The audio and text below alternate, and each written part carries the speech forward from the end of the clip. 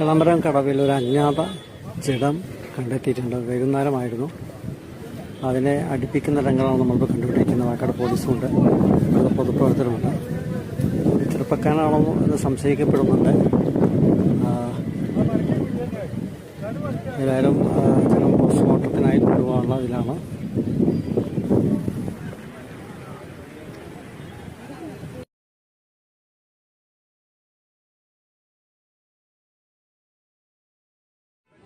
എളമരം കടവിൽ ഒരു അജ്ഞാത ജഡം കണ്ടെത്തിയിട്ടുണ്ട്. വൈകുന്നേരമായിരുന്നു.